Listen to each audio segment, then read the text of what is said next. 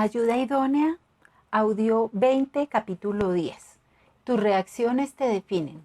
La mujer sabia no sueña con lo que pudo haber sido, no se considera un regalo de Dios para los hombres. Por tanto, está gozosa y contenta con sus circunstancias actuales. Para cuando te casaste, ya tenías ciertas convicciones básicas, podías distinguir entre lo bueno y lo malo. Hacías lo que considerabas correcto y nadie te podía persuadir de lo contrario. Pero ahora descubres que tú y tus convicciones son puestas en dudas por alguien que quizá no comparta tus normas establecidas y tu cosmovisión. Él pudiera ser más liberal que tú, más permisivo, o pudiera ser más estricto y legalista. La presencia de hijos complica aún más la situación.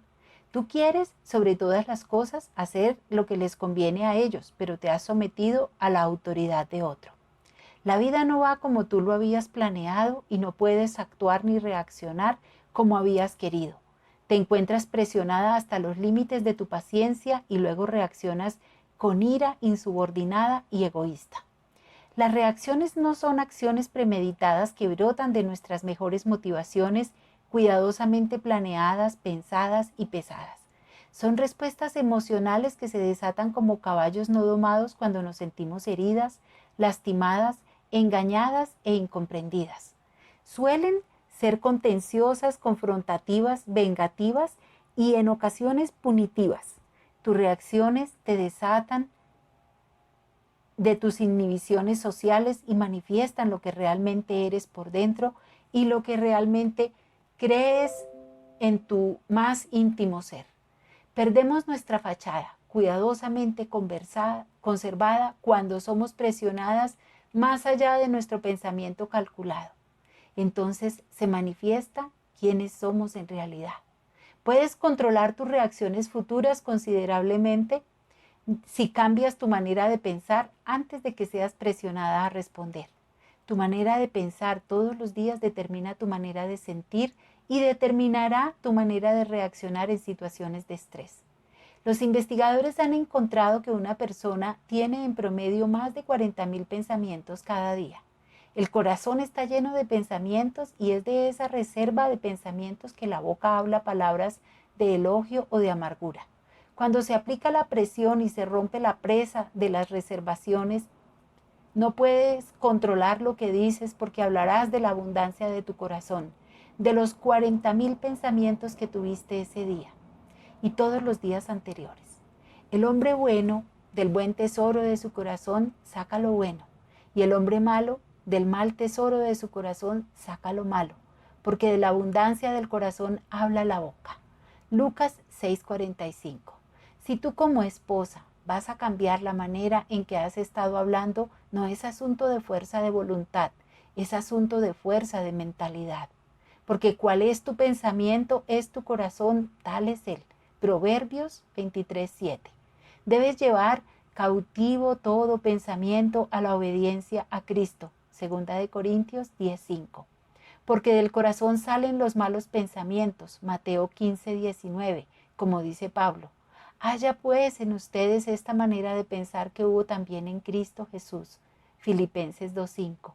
Serás transformada por medio de la renovación de tu pensamiento. Romanos 12:2. No por la fuerza de voluntad para controlar tu lengua.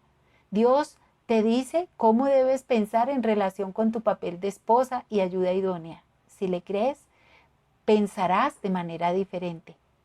Si yo tuviera en la sala de entrega de equipaje de un aeropuerto esperando mi maleta roja y viera que un joven la arrebata y corre, me sentiría muy molesta hasta que descubriera que mi marido lo había enviado a llevarlo por mí. Cuando cambia mi pensamiento, cambian mis sentimientos. La dama casada con el contador convertido en ganadero estaba sentada en su casa, enojada, porque su marido no había llegado a tiempo. Cuando finalmente llegó, fue directamente al granero para atender a sus vacas. Ella no pudo contener su lengua, no podía evitar lo que sentía porque había pasado todo el día, no, toda la semana, el mes, los últimos 3 años pensando en lo desdichada de su situación debido a las circunstancias que su marido le había acarreado. Ella sentía que era su maleta roja la que había sido robada. Él no tiene derecho, pensaba ella vez tras vez. Esto no es lo que acordamos cuando nos casamos, repetía para sí misma muchas veces al día. El deber de entrar a comer la cena que ya se había enfriado, de estar esperando, no salir a ordeñar esas vacas. Había estado repitiendo en su interior durante esas últimas 3 horas cuando era obvio que iba a llegar tarde. Estaba almacenando en su corazón una abundancia de pensamientos egoístas. Sus acciones y reacciones se convirtieron en esclavos de sus pensamientos mal dirigidos. ¿Qué podía haber hecho para cambiar sus pensamientos? ¿Podría haber aprendido algo que no sabía? No solo por el consejo de este libro, sino del libro de Dios, la Biblia. Ella no había sido creada para escoger la vocación de su marido, ni para escoger el estilo de vida de él ni de ella. Fue creada por Dios para ser ayuda idónea para su marido. En el caso de ella, eso significaba convertirse en mujer del campo, ayudante de un ganadero de granja lechera. No es necesario que le gusten las vacas, pero fue creada para ayudarle a un hombre al que sí le gustan. Imagina cuán diferente sería si al llegar él 3 horas tarde, ella pensara en lo bendecida que era de tener un buen hombre que viniera a casa a las 8 de la noche con un salario, y de tener amor, seguridad, un padre para sus hijos, una cama caliente toda la noche y la esperanza de un brillante futuro con más vacas. Mejor equipo de ordeño y, con un poco de suerte, un aumento en los precios de la leche. Qué emocionante sería la vida, qué emocionante y nuevo sería cada día, una aventura allá en el campo en lugar de estar estancada como todos los demás aburridos en el pueblo. Un sinfín de mujeres están sentadas en casa solas a las 8 de la noche temiendo que su ex marido pudiera forzar la chapa otra vez y preguntándose a dónde se irían a cambiar ella y los niños el siguiente mes cuando la echen de su departamento. Ella y muchas más estarían encantadas de encontrarse en la cocina de esta mujer esperando tranquilamente que llegue tarde a cenar este marido hogareño. Solo que salga a atender a sus vacas. Cuando finalmente entrara a la casa, su cena estaría caliente y más cálidas serían las sonrisas y los abrazos con la expectativa de una cama aún más cálida. Tú eres lo que piensas. Y Dios te dice cómo debes pensar. Piensa la verdad. Esto no es el poder del pensamiento positivo. Este es el poder de la verdad como Dios lo define. Tú has sido creada para ser ayuda de tu marido, no su conciencia, no su directora vocacional y de ninguna manera su crítica. Cuando desarrollas con tu marido una relación de confrontación, lo haces con base en la premisa de que tú tienes la razón y él está equivocado. También estás suponiendo que es tu deber resistir, confrontar y retarlo. Al pensar que él está equivocado y tú tienes la razón, te declaras más sabia que él, más espiritual, más abnegada, con mayor discernimiento, etc. Todo esto equivale a la obvia conclusión de que tú has asumido el papel de liderazgo, maestra y juez. Esto es pecaminoso y odioso y ofende terriblemente a Dios.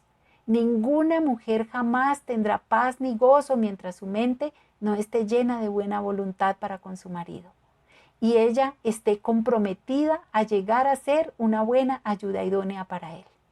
Gran parte de tu vida es una reacción contra ofensas reales o imaginarias. ¿Realmente eres tan sabia como te crees?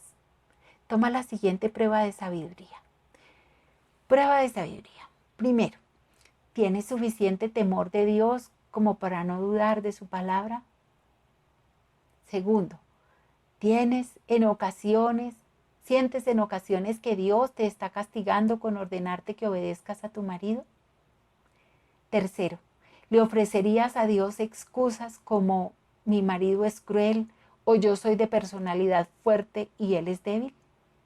Cuarto, ¿cómo responderías si Dios te diera instrucciones respecto a cómo hablar, cuándo callar y cómo vestir, y aún cómo arreglar tu cabello? Quinto, ¿Te sientes tranquila desechando el papel que la Biblia establece para la mujer, argumentando que vivimos en una cultura diferente? Sexto, cuando Dios ordena reverenciar, entre paréntesis, admirar, estar intimidada, cierro paréntesis, a tu marido, ¿consideras que es pedir demasiado? Séptimo, ¿estás dispuesta a decir si Dios lo ordena o siquiera lo sugiere, entonces eso es lo que haré? Si tú puedes decir, no se haga mi voluntad sino la tuya, entonces puedes saber que tu oración se basa en el temor de Dios. Ese es el principio de la sabiduría. Pídele a Dios que te dé el principio de la sabiduría, pidiéndole que te enseñe cómo temerle a Él. Tiempo de reflexionar. Hemos aprendido que por naturaleza hemos sido creadas para ser ayuda idónea para nuestros maridos. Hemos aprendido que una ayuda idónea es la persona que ayuda a su marido en cualquiera y en todos los proyectos de su vida. Hemos aprendido que el gozo del Señor es nuestra fortaleza y que el corazón alegre es de gran utilidad para llegar a ser una piadosa ayuda idónea. Una sonrisa mantiene la mirada de nuestros maridos sobre nosotras. Nuestro deseo es llegar a ser una alegre compañera de juego de nuestros maridos y ser coherederos de la gracia de la vida con Él. Todas nosotras hemos decidido que no queremos llegar a ser viejas fanáticas religiosas locas que creen estar obedeciendo a Dios mientras hacen caso omiso de su palabra escrita. Hemos aprendido que el temor de Dios es el principio de la sabiduría y temblamos de pensar que pudiéramos haber terminado por ser como algunas de las viejas reprobadas que conocemos que no honran a sus maridos. Hemos aprendido que la sabiduría es un regalo que Dios promete a todo el que se lo pida. Mediante la sabiduría hemos descubierto que el marido de cada una está hecho a la imagen de Dios, ya sea como un señor dominante o un señor visionario o un señor estable, o alguna combinación de los tres con un tipo dominado. Sabemos que como ayudas idóneas, nuestra tarea es estar siempre buscando maneras de satisfacer mejor las necesidades y los deseos de nuestros maridos. Rasgos de una buena ayuda idónea. Pide a Dios sabiduría. Aprende a entender y a apreciar a su marido por lo que es. Aprende a ser flexible. Trata con Dios en serio. Ahora que has reflexionado más sobre tu papel como ayuda idónea, es tiempo de regresar y agregar a las cosas que podrías estar haciendo para dejar a tu marido en libertad para ser el hombre que Dios quiso que fuera. Bendiciones.